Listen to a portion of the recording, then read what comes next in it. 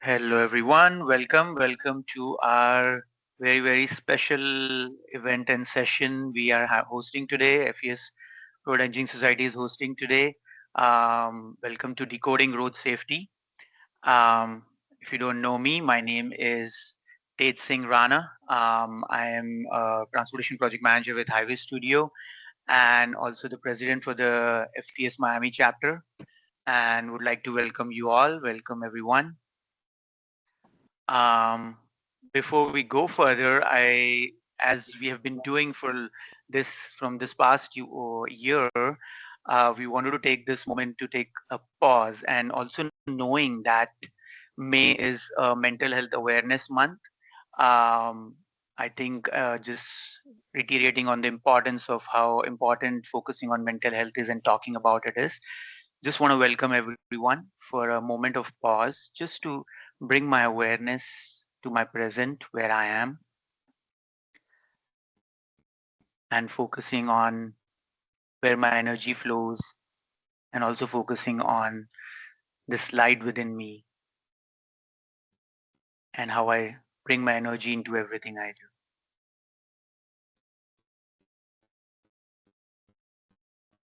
So, with that thought and that energy, let's get started. Before we introduce our wonderful panelists we have here, I just wanted to take a moment to share some of the upcoming activities we have. On June 10th, we have the FDOT, the Florida Department of Transportation District 6 work program coming up. We'll be having Secretary Danny Iglesias with us and also the Director of Transportation Operations, Rudy Garcia, with us, talking about the work program FDOT has this year. So if this is something of your interest and something you do, feel free to look into it and register for it. We are also planning a Miami-Dade County work program with Director Stacy Miller and Assistant Director Social and Maria Perdomo. On in July, we don't have a fixed date yet, but it will be a lunch on too. And then we'll be having our new board installation in August, on August 7th, along with our scholarship awards dinner. So these are some of the upcoming events. So have be on a lookout for them. Let's move on to bringing our amazing panelists on board. The very first one we have is Yasmin Al Mograbi. She is a young road safety leader and a big advocate. I can personally say from my own experience and knowing her for several years now, she's a big advocate for United Nations Sustainability Development Goals. We call them SDGs. There are about 17 sustainability goals which United Nations have. And I think we'll be hearing more about those things as we move forward into our discussion. She's also a PhD candidate at FIU studying transportation engineering. A little bit about her is she's a very driven individual. And knowing her for some years now, I through her involvement with the Florida Engineering Society student chapter at FIU, I know she is very driven towards it, and also has her own Instagram channel, Yasmin Road Safety, where she promotes road safety. Throughout, she's been a youth leader for Road Safety North America. She's also youth leadership board of Young Global Youth Coalition for Road Safety, and currently also serving as an SDG champion for climate action and sustainable mobility. Um, she's also very active in as a bike delegate for Florida, and very active in organizations like FES, IT, and WTS. Um, and she has received several accolades for the great work she has done so far and she's been doing. As you can see here, she's won numerous awards and has been a recipient of several outstanding awards. So let's welcome Yasmin. The next one we have is BK Savita Gir.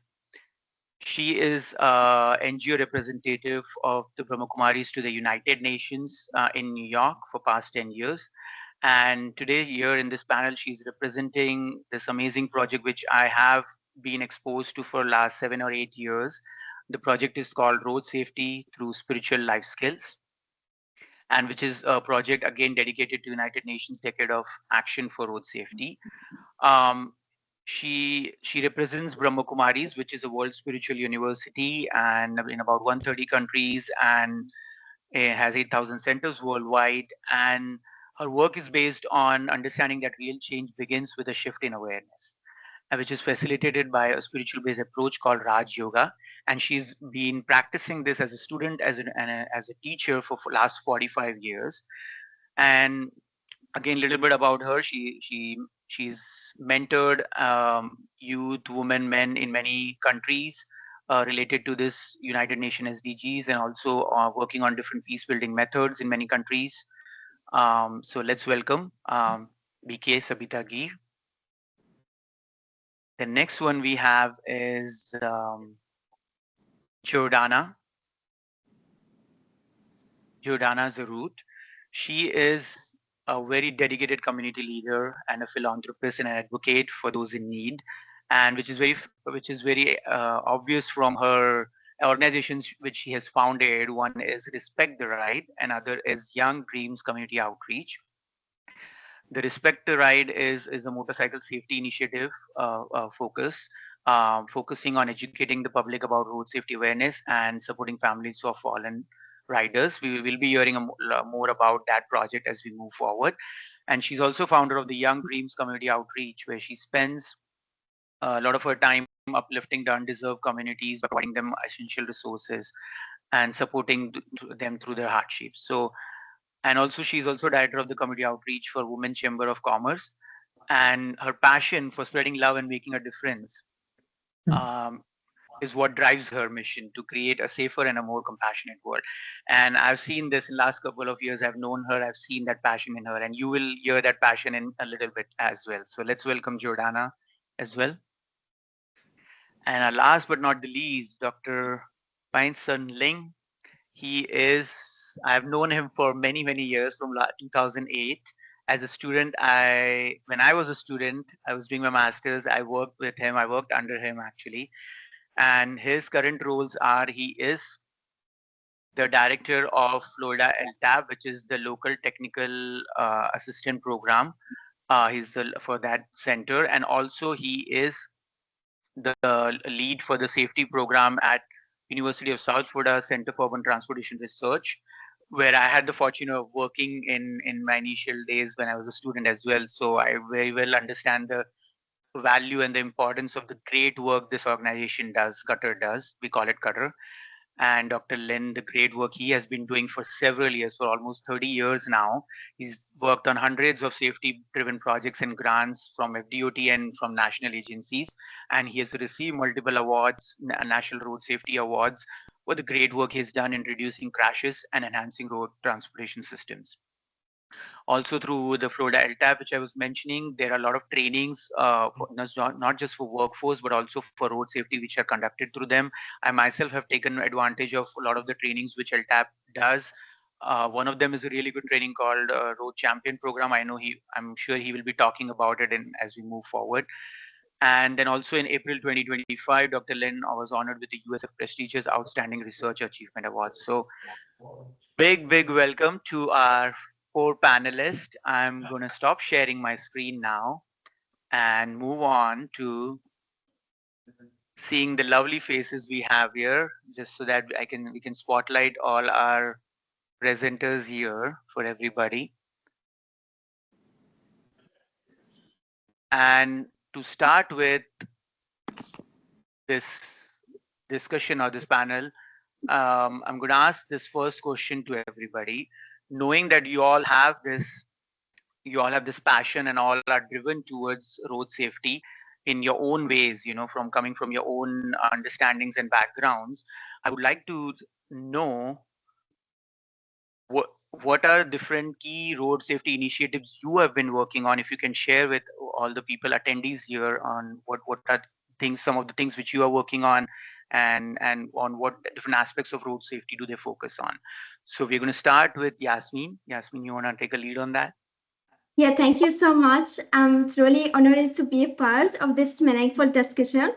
So, as a passionate young road safety advocate, I work every day alongside other inspiring young leaders around the world to reshape the future of mobility. As PhD candidate, I love analyzing numbers and statistics, but when it comes to road crashes, I'm deeply disturbed by the fact that 1,000 young people lose their lives on the world roads every day. Road crashes have been the biggest killer of young people. This is not just a number, it's a crisis. And what's even more alarming is that we know how to prevent this tragedy, yet they are often treated as an unfortunate cost of mobility. And this inaction costs human lives. That's why my peer and I refuse to accept this as normal. We are done with the transport system that harm instead of heal. We are done with roads that shatter dreams instead of connecting people, communities, and opportunity. So together, we created the Global Youth Statement for Road Safety. It's a clear and urgent action plan for decision makers to implement the youth vision for road safety.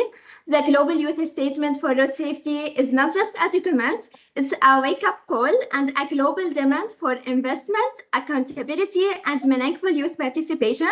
It's also outlined key priority for safer, more inclusive, and sustainable mobility.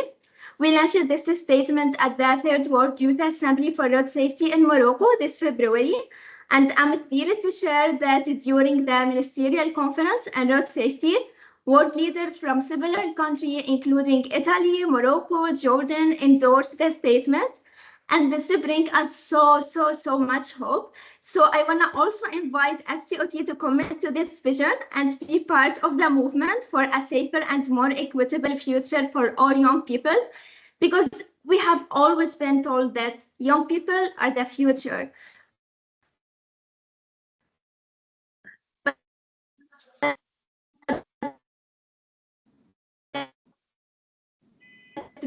We are also the present.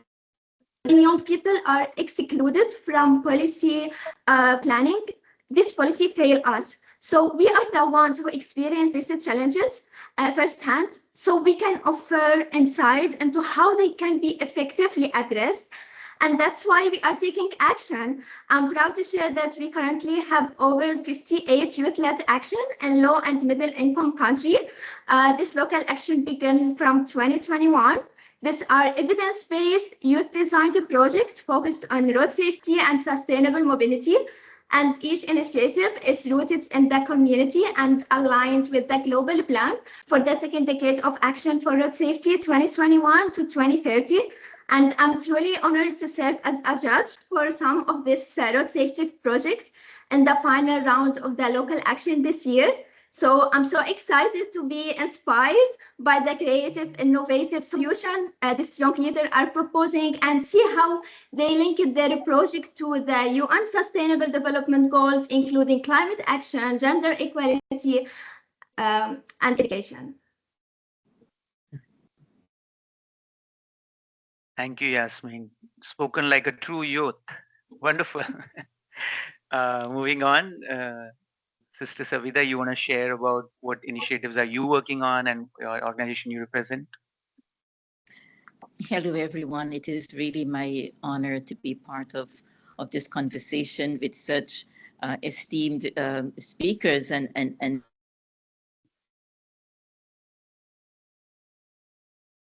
Oh, I think we lost Sister Savita. Maybe we could move on to Jordana. Sorry. Would you like to share what great work are you working, do things that you're doing? Of course. I'm so grateful to be here. Respect the Ride is a program that was designed in 2021 after a driver failed to yield at a stop sign. And my husband was a motorcyclist that was crossing that intersection, and unfortunately, he did not make it.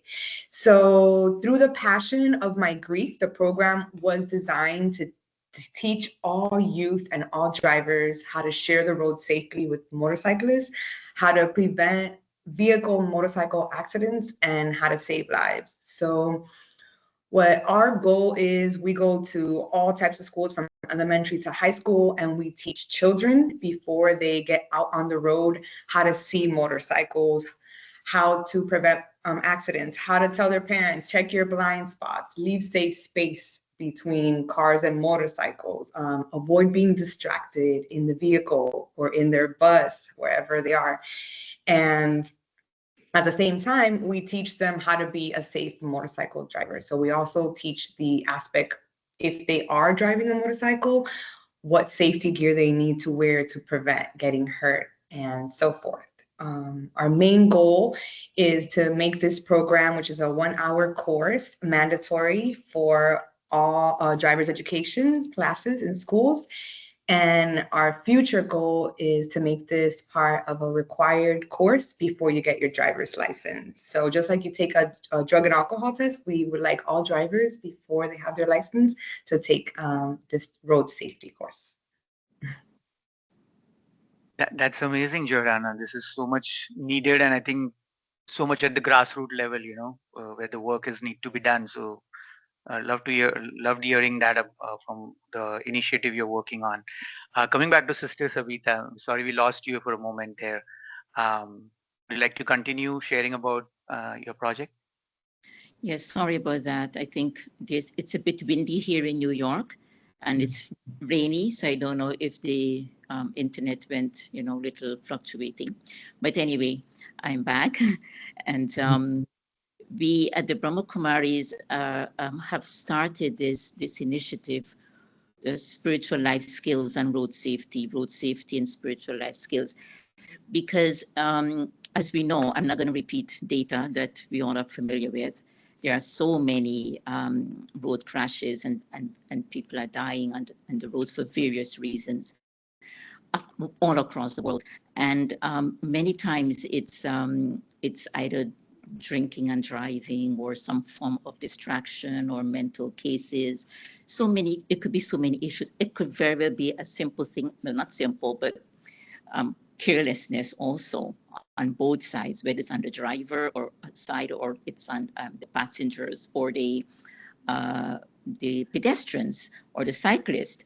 So to help each other, to help the world, to help all humans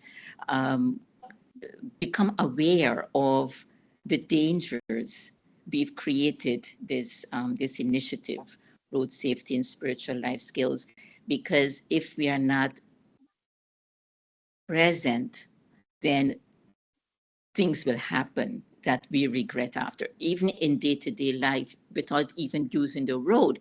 Even if we are talking and we get all angry and upset, we can say things that we regret. So same thing when we're a driver or a pedestrian or a road user. If we're not more present and more aware, then we can make wrong decisions. And so spiritual life skills are so important. And so we've tried to raise awareness and to educate people that any action we are doing starts from an attitude that starts from the awareness. Why am I stepping out of my home to go on the road and drive a car or ride a bicycle or even to walk? What's going on in here?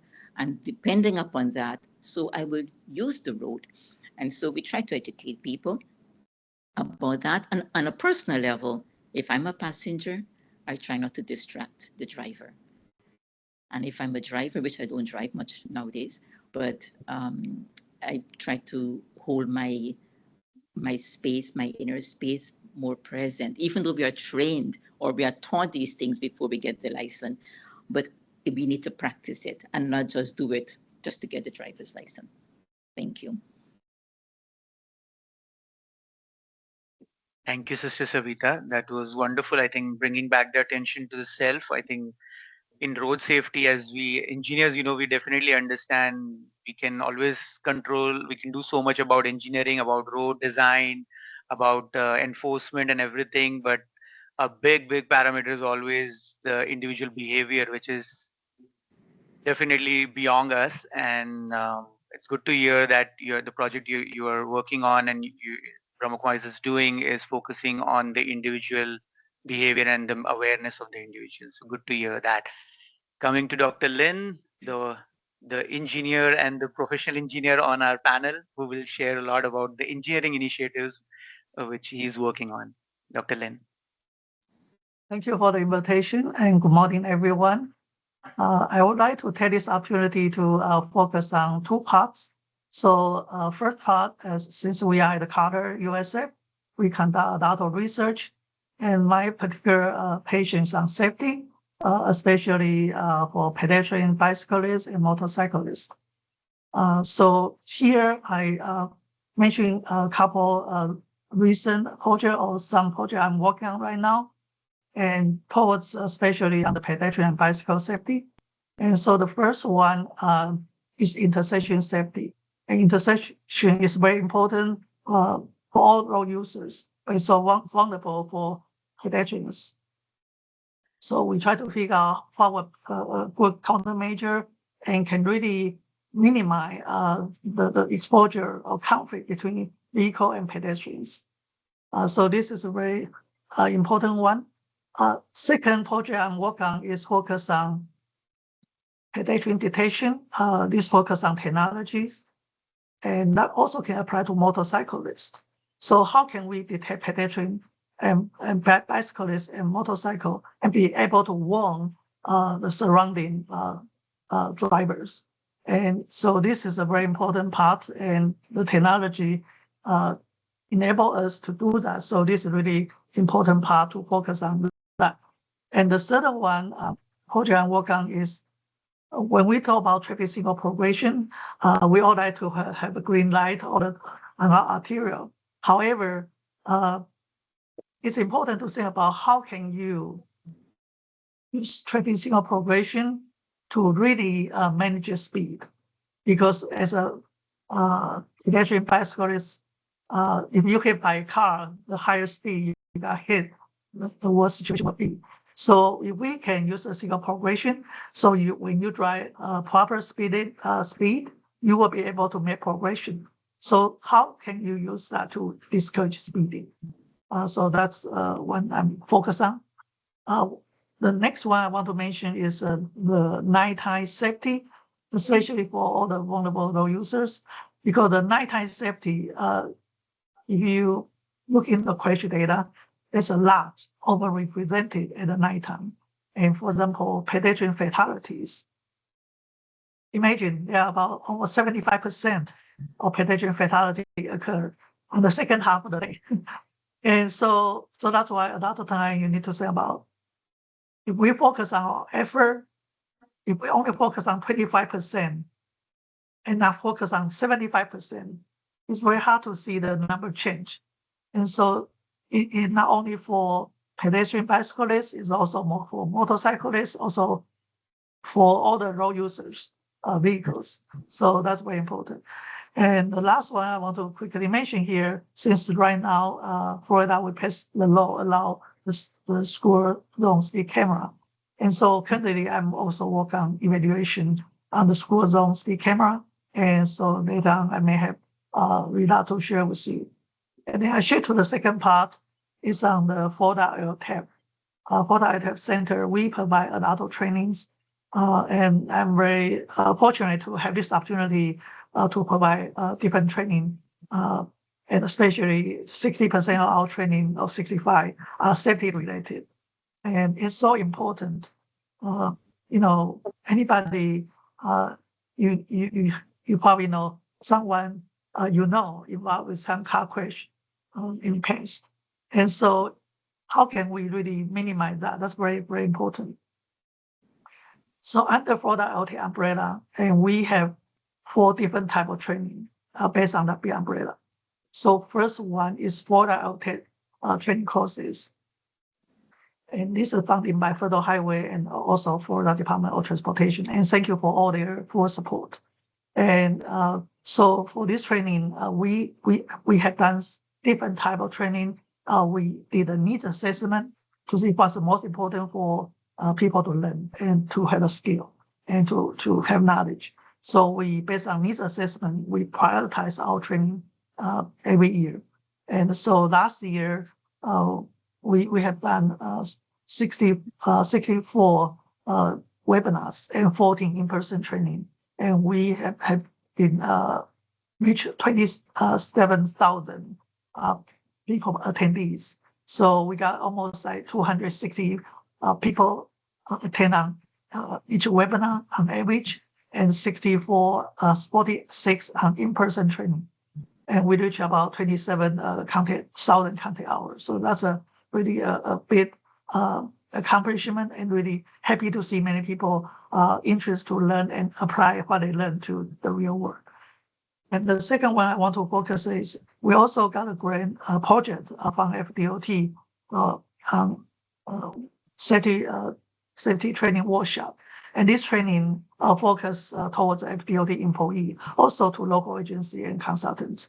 And so this one focus on really very important topic, also related to safety, and maybe I just mention a couple, like a roadside safety barrier design, and bicycle facility design, signal light intersection guidebook workshop, and successful traffic signal management, access management, speed management, and also the payment friction. So this is within this topic area. And the third one under this product umbrella is we also, fortunately, we also receive a further highway work zone safety grant. And work zone safety is also a very important area. And so this grant dedicated to work zone safety covered all the users, workers, and also all the driver, pedestrian, and law enforcement officers. And so this is ongoing. And the last one I just want to mention, we also have a grant fund for the Department of Transportation focus on safe route to school.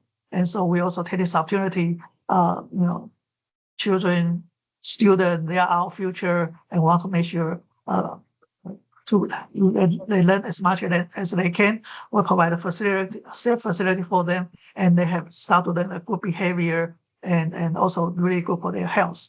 And so this is also a very area we focus on safe route to school. And so I just cover this for my initiative here. Thank you. Thank you, Dr. Lin. That was a lot of good information, and I think when we talk more about the practical tools, I think I'll be sharing the screen just to show the LTAB website and everything. But a lot of great initiatives, as well as I think covering a lot from the point of the education, because that is so important on how we are able to educate the generations, not just the younger generations, with Yasmin is representing here, but also the users who have been using it for 30 years, 40 years, how there's so much to learn every day. So thank you for sharing a lot about that education aspect. Moving on, I was just thinking about the theme this year for UN Road Safety Week, which is focusing more on walking and cycling. I think the theme this year is Rethink Mobility, Make Walking and Cycling Safe. So on those lines, I wanted to check with all four of you, what are some of the things you would recommend or suggest, on how as what we are representing here, how can we prioritize walking and cycling as a safe and healthy transportation option? What are your recommendations on that? In short, if you can give some. Maybe we can start with Dr. Lin this time. Yes. So I think the very important one, because the pedestrian bicyclists, safety are so important, and how can we encourage people to walk and bike? And also usually that's also the first mile, the last mile. And so first, I think we need to build a safe and also connected and multi-model infrastructure. Because if we don't have that infrastructure, and even people like to walk and bike, it's just very possible or safety concern. And so we really need to have, to have the safe and connected, also multi-model. And because the connection is very important.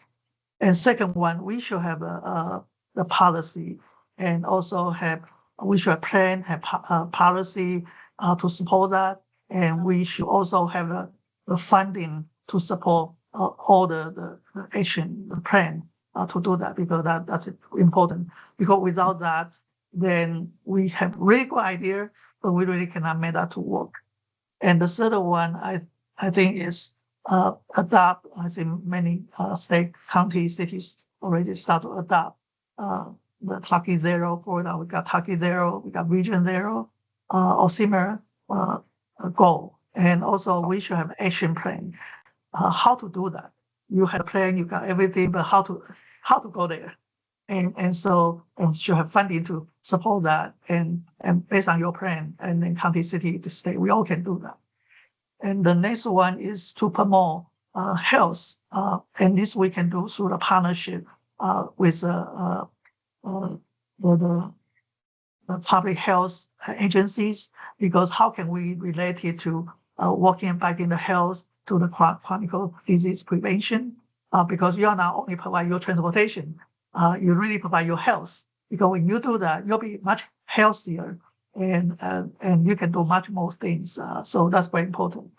And the next one is we really need to encourage more shift, because we have been vehicle central design role in the past. We has been changing that in the past 5-10 years. So that's really great to see. However, majority of our roadway facilities still designed in the past based on vehicle central, very wide lanes, very high speed.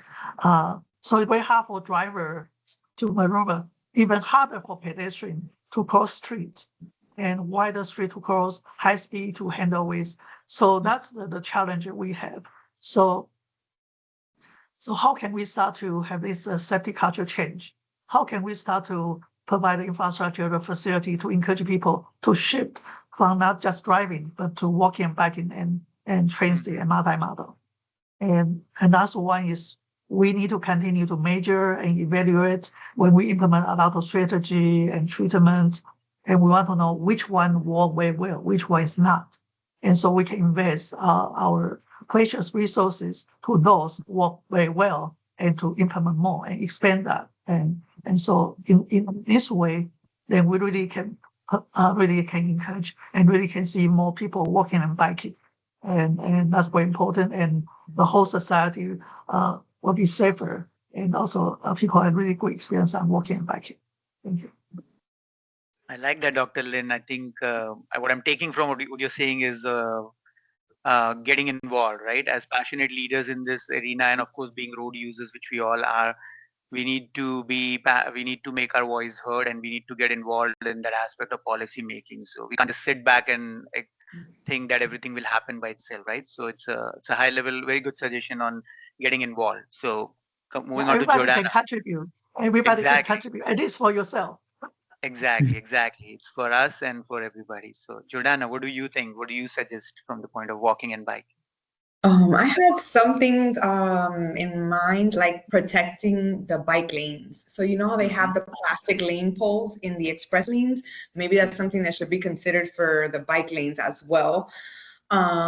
Sidewalks. There's a lot of neighborhoods that still do not have sidewalks, at least here in Miami. So it forces the people to kind of be in danger.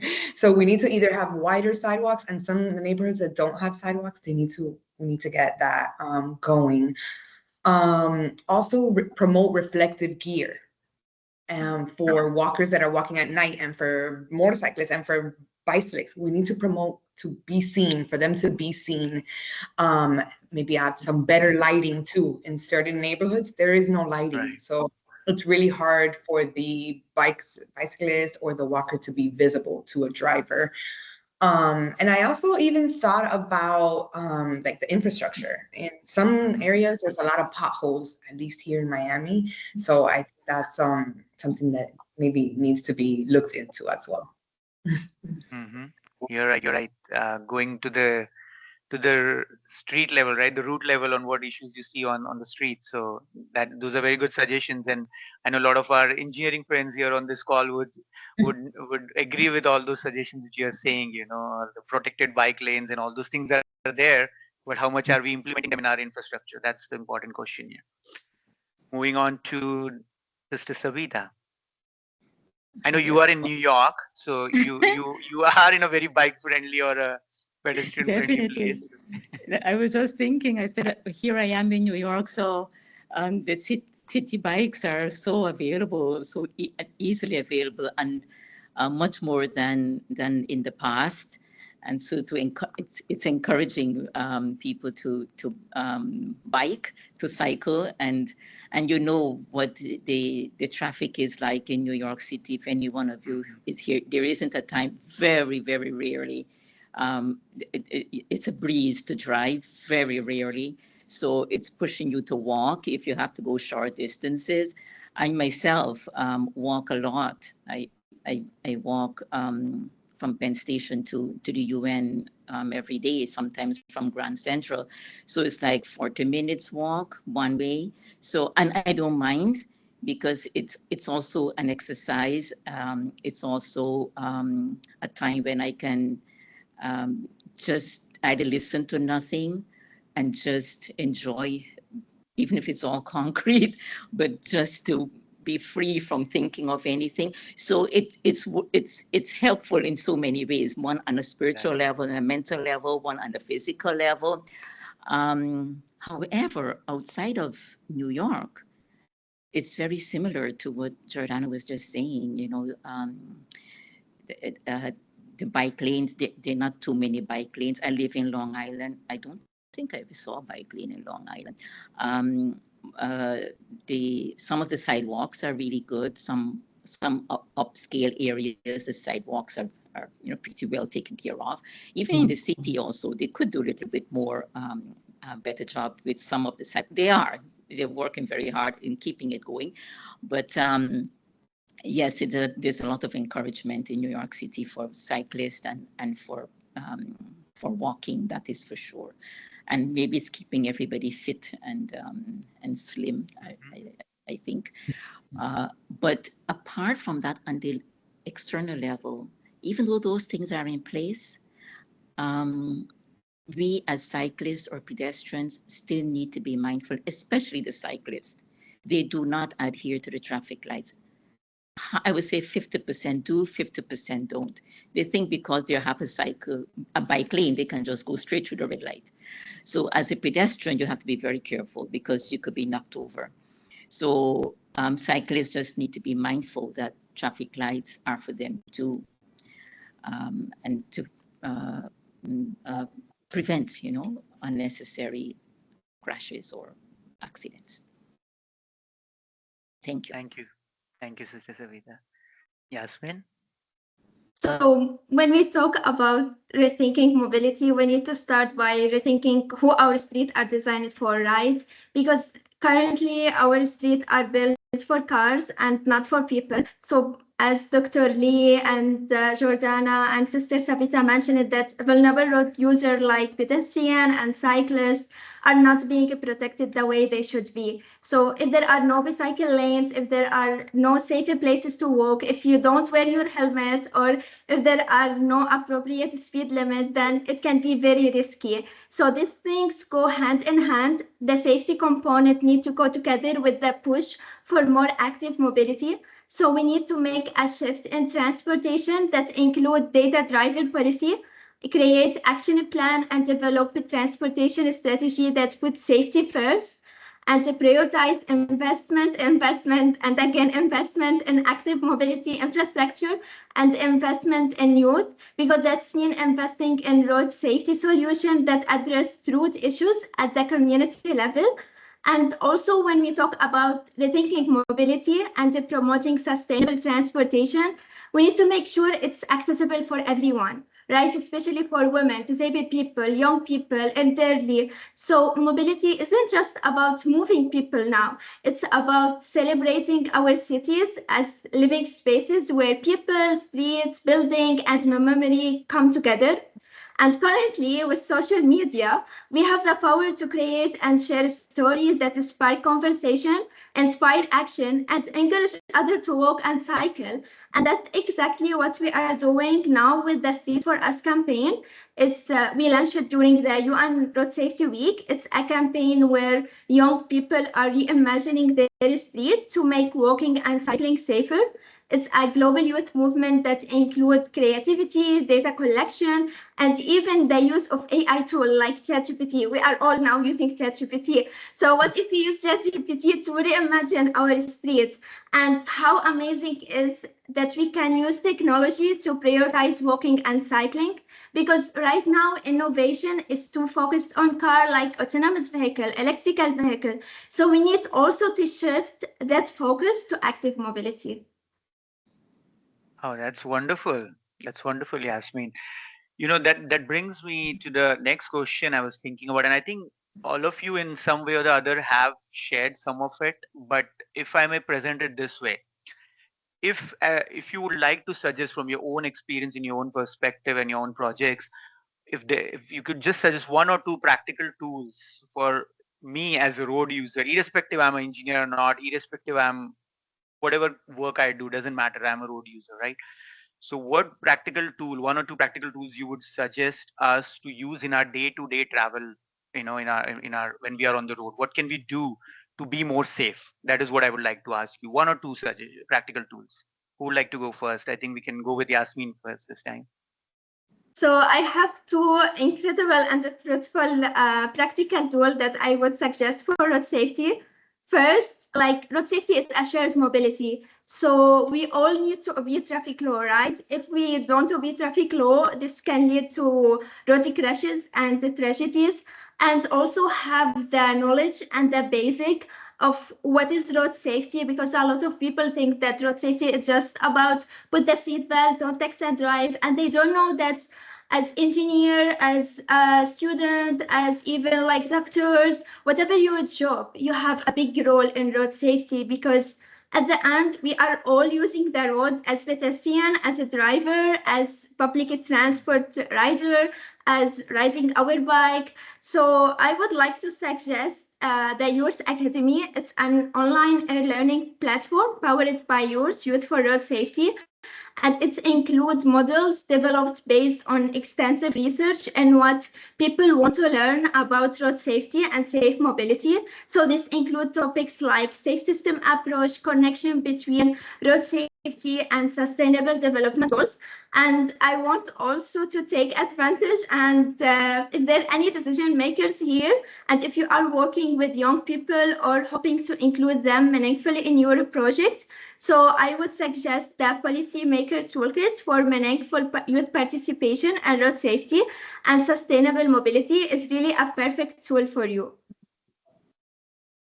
Wonderful. Thank you. Thank you for offering that. Jordana? I think we need to educate a lot of our communities and the youth. So that's what I guess we targeting. But I would like to see maybe alerts on our GPS that tell us like there's a bike lane. You know, like if we can get alerts now, how it says there's an object on the road or there's a police nearby. You think we can get like bike lane alerts and things like that? That would be nice to see on the apps that we're using. And maybe more road sharing signage and reminders on the road too. Okay. I did miss sharing this you wanted to share about, right? Is there anything from you want to touch from your project, Jordana? Oh, this is a little overview of our program, some of the reasons of our program, us in the classroom teaching the youth. We do love going from elementary. Now we started going to elementary. We actually have created an activity where we take, after we teach the elementary students about leaving safe space, taking that 1 minute to stop at the stop sign and looking both ways. And we teach them as a passenger to make sure that their parents are doing this. We have created an activity where we take them outside, and after we teach them these specific tips, they will recreate it. They will ride a little motorcycle and a car, and we will have a road, and they will stop at the stop sign. They will look both ways, and then they will turn. They will leave safe space. So we teach them how to do this, and then we actually go and do a hands-on activity to instill this in them. And then we have That's a pledge. amazing. Yeah, we have a Good, pledge. good. On the bottom is a QR code, and we have everybody, when we go to places, take the pledge to be a safe driver and watch out for motorcyclists. This is wonderful. This is wonderful. I think what I'm taking from you is taking a pause, right? Taking that pause. So whenever you're at the stop sign. So Yes. yes, wonderful. 1 minute, because that 1 second can actually, it can save a life. Definitely, definitely. Moving to Sister Savita.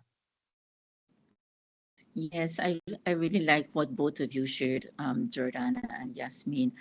And yes, to take that pause at the traffic light, but also, even if you're not in at the traffic light, in traffic, rather than losing your patience. Many years ago, you would hardly hear cars honking in New York City. busy as it is, noisy as it is, it's not honking that you would hear making noise. But recently, yes, and somehow like the sound of the honking, you can hear the impatience and the anger, in the honking even. And all that it is a parent or a guardian is crossing the road with a child, and so it's taking a little time, and 10 cars down, they can't see that. A pedestrian is seeing it, and just be patient. And for that, practice pausing. The other thing I would suggest is before you leave home or leave the place that you're at to go onto the road, just remind yourself where you're going. I'm going on the road, expect anything, be in the moment, kind of groom yourself, prepare yourself like that. And I see, thank you, Tej, for bringing up the process. My awareness determines my attitude. My attitude helps me see what my vision is. And that would then determine the kind of action I would take. And that's the world we create.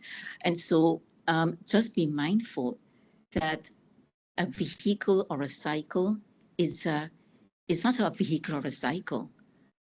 Even this body I'm walking, I'm using this road I'm walking, it's not just that. It can hurt, it can damage, it can kill.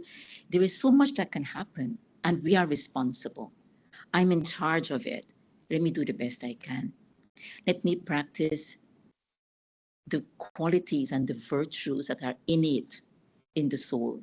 Let me do that. Otherwise, it's very easy. In 1 second, we know it can happen. So yes, the traffic control of the mind at the traffic light or even in traffic. And the other one, stay connected. Stay connected with your goodness. Stay connected with your peace, not connected with the phone. We were joking one day that we got so attached to the GPS on our phone or in the car, it's there. And a few years ago, we had to depend on MapQuest, and we had to print out those directions. We had to get a co-pilot to help you go through the directions and so on. Imagine if we have to go back there, it's going to be chaotic.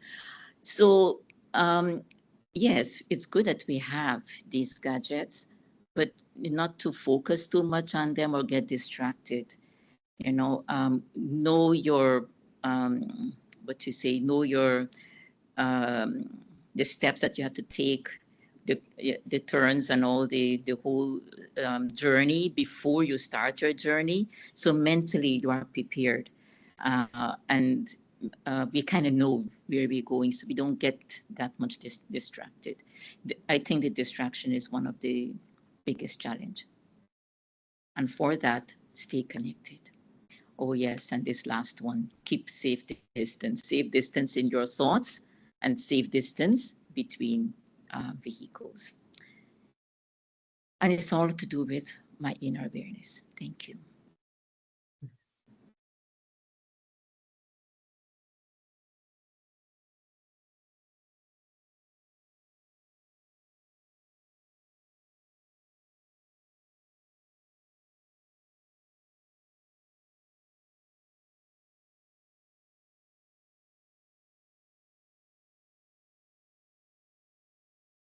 Can you hear me, Dr. Lin? Yes, Now I we can can hear hear. you. Oh, sorry, I lost somehow. Dr. Lin, you want to share? Uh, uh, so this is actually this is what our TAP Center website. There's a calendar and a lot of training is available there, especially the recorded training. So here's a training calendar, so you can see those training. And also we got a recording webinar. So we have 250 recorded webinars, and that's really something, especially anyone you are interested in any topic, and you can go in there to find something. Some of them you within 2 years, I think you still can review that to get a PDH. So there's a lot of good resources over there. So this is one of the really a good tool and really benefit everyone. So I want to share, not share. So maybe you can show a couple the link I provided earlier. Yes, Dr. Yes. So yeah, you can leave the website here.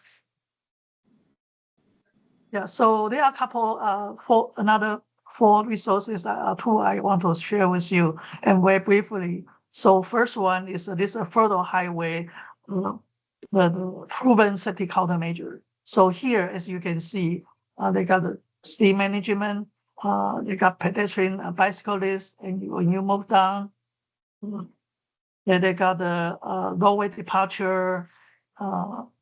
You're going down a little bit, there's a roadway departure, and then move down, there's intersection, also the crossing, the new technology, cross-cutting. And so each one of them, they have different tools. They got much more detailed information. And so that's why very important, Photo Highway have done so many different research, and they summarize all this individual over there. So when you have different problem, you can go there, find a countermeasure, and to see how they can be implemented, what's the solution, what's the effectiveness. So that's very important one. And so you don't need to reinvent the wheel. So that's very important, especially for engineer, manager, decision makers. And the second one is countermeasure that work.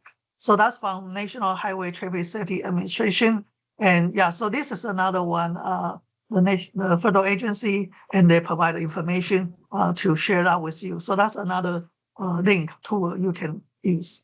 And the third one I want to mention is a CMF clearinghouse. So CMF is crash modification factor. So a lot of time we try a lot of different countermeasures, and we try to say how effective is this. And a lot of time we need to conduct research, we need to do data collection or studies. The federal highway, there's so many information, just have the crash modification. For example, if this crash modification factor is 0.7, that means you can reduce from 1 to 0.7, that means you can reduce 30% of crash reduction. So that's very good resources. The last one, the one just showing on the screen here, is hold out traffic safety dashboard, traffic signal analytics. So this is very important. We are in Florida, and this is a tour, and actually you can see different kind of crashes, how serious that is, when does that happen, throughout the season, everything. Yeah, so that's also the tool I really want to share with you. And I know FDOT right now is also working on some dashboard, and really good way to show you, and also solution. And FDOT is working on that. Yeah, so that's the one for the tours and links. Thank you, Dr. Lin. That was very informative. Just to end, I wanted to see if you, from all that we have heard and all your experiences, if you have to describe safety in one word or one sentence, what would you say? Yeah, what is safety for you? One word. Yes. Crash prevention. Crash prevention is okay. Safety is crash prevention. Okay. Yes. Jordana. My word was prevention. As soon as we keep working on what we're doing, we can prevent. Yeah. Okay, perfect. Sister Savita, what is it for you? Safety is not a gadget, but a state of mind. Wonderful, wonderful. And Yasmin, what is this? What is safety for you? So I will say a sentence inspired by my roommate, because I always enjoy to play puzzle with them, and I know it takes time and teamwork to complete it. So my sentence is, road safety is like a puzzle. Every piece matters, and it takes commitment and meaningful collaboration to achieve it. Wonderful. A lot of words there, but it all made sense. It's still one sentence. No, it is a sentence. You're good. You're good. That was nice. So wonderful hearing from all of you, and wonderful perspectives from all you passionate leaders coming from different perspectives. And I like how we were able to bring so many different perspectives in there from all of you passionate leaders here, from engineering, education, from grassroots level work some of you are doing, and also from the point of the youth, and what is going on in what is the minds of the youth in terms of that. So I think it's very well covered a lot of the aspects which we focus on. And the way I was thinking we could end this session is I wanted to really invite Sister Savita, if she could kind of lead us into, I don't know if I want to call it a reflection. Yes, let's use the word reflection. That she could take us into an experience, into a reflection from all that we have talked about, and focusing more on that understanding and on that awareness. So let me welcome Sister Savita, if you can take us into that experience and that awareness which you talked about.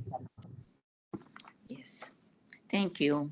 So I'm going to share with you some words that I would suggest you try to listen. As you listen, go into the experience of them, actually do it.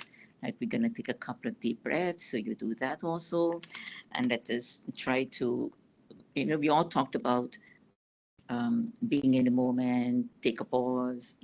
So this is something that you could do as you're waiting for the light to change from red to green. So keeping both feet on the ground, your hands on your lap. You can close your eyes or you can keep them open. Let's take a deep breath in. And then release. At this time, when you take a deep breath in, take in that deep breath and hold to the count of 3. Take a deep breath in. 1, 2, 3, and then release. And as you breathe in this time, think peace.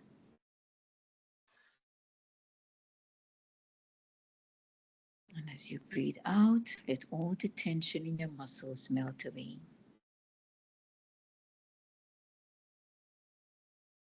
And as you watch your breath in and out, your body relaxes. The mind becomes more present. And you are more aware. Now, I invite you to turn inward and to connect with that sense of peace and calm that's within you.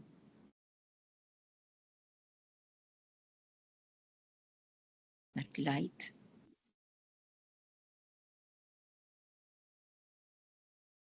And as you hold yourself in the awareness of that inner light,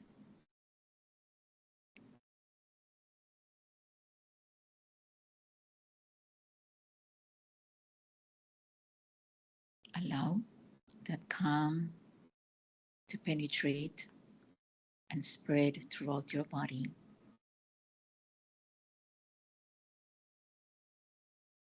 Make sure you keep breathing nice and deep.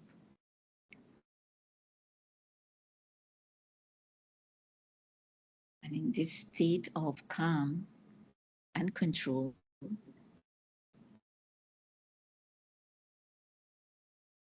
imagine if you're going to step out to go onto the road. Or maybe you're in traffic, maybe you're at the light, and it changes to green, and you're going to put your foot on that pedal to accelerate. But you will do so calmly, peacefully, and very much aware.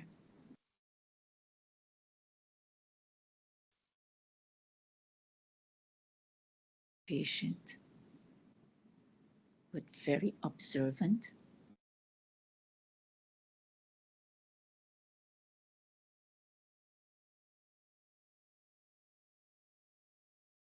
And in this state of calm, allow this energy, this light, to spread all around you.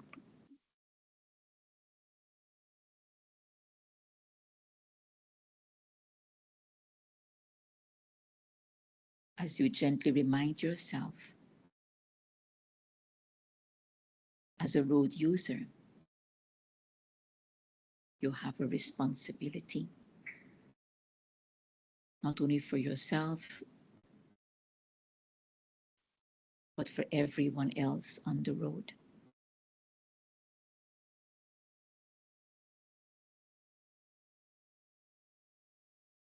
Better to be safe than sorry.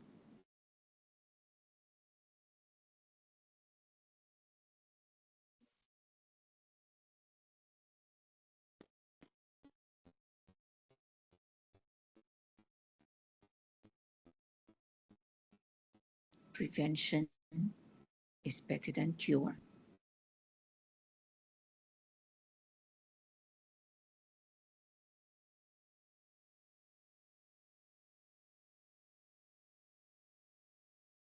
And now let's take a deep breath in again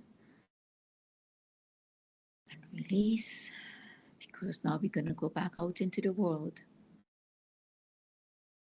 And I'm going to be safe, and we're going to keep others safe. Thank you very much, and wish you safety. Thank you, Sister Savita, and thank you to our wonderful, wonderful panelists for sharing your amazing experiences, your amazing work you all have been doing. And also a lot of thanks to all our attendees for being here, listening to this very unique panel. And of course, as Sister Savita said, we'll end it with this awareness and this practice of safety within and sharing that with the world around us. Okay, so thank you, everyone. Thanks a lot. Thank you. Thank you. Thank you so much. Thank you all. Take care, everyone.